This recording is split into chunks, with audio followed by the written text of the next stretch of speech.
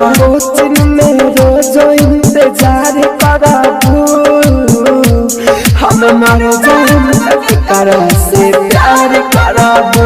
अरे भैया पहले तू मर के देखावो, देखो भौजी केकरा से प्यार करतिया। तू का समझता रह, दुनिया में एगो तू ही अरवाड़ बड़, तारा ऐसा बहुत लोग बना आड़ी जूझी लेके घूमता। कोचिंग में रोज इंतजार कराबू।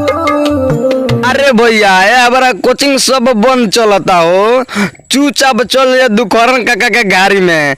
का सोबरा भी है ना भौजी, वही जब बनैले रही आई मीन नाश्ता।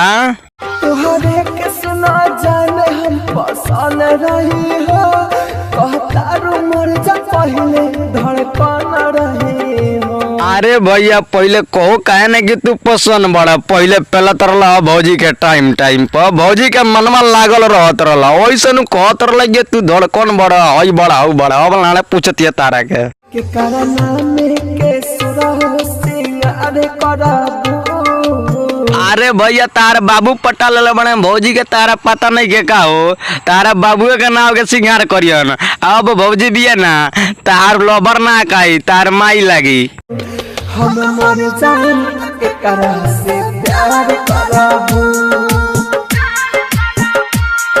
अरे भैया जब प्यार कैले बिया तारा बाबू से, तो तारा बाबू से नु प्यार करी आ ओकरे नु रही तार थोड़ा होके जाती है भौजी, लाने बेचैन भइल बड़ो। कोचिंग में रोज इंतजार कराबू हम मर जाएं एकरा से प्यार कराबू।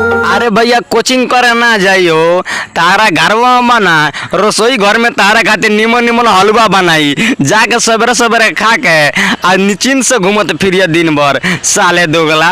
रज दीवाना दुनिया से चला जाए हो, तोहर खुशी कहा गया मैं चला जाए। अरे भैया आगे से काहे मरबो, आवन हम तारा देहिया पे मुंह देतानी, ओही जा बना बुरबुटा के जोर जीबो। साला रिपोर्टो में बना कोनो डॉक्टर साबित ना करी कि भैया आगे से मरल बड़े।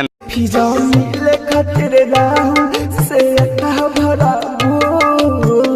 अरे भैया कितना बेर तारा के समझाई हो कि एगो तू ही अड़वाड़ा नहीं का भौजी तोहरे आड़ी के इंतजार ना करी, तारा ऐसा लोग मना बहुत घूमता रोड पर। हम मर जाएं एकरा से प्यार कराबू। अरे भैया बड़ी परेशान कइल तू हो, अब भौजी हमारा से प्यार करी बुझ गइल। भौजी के बारे में अब अंट संट बोललो ना तो अपन हनुमान गैर लगा के ऊपर टांग देम, समझ गइल।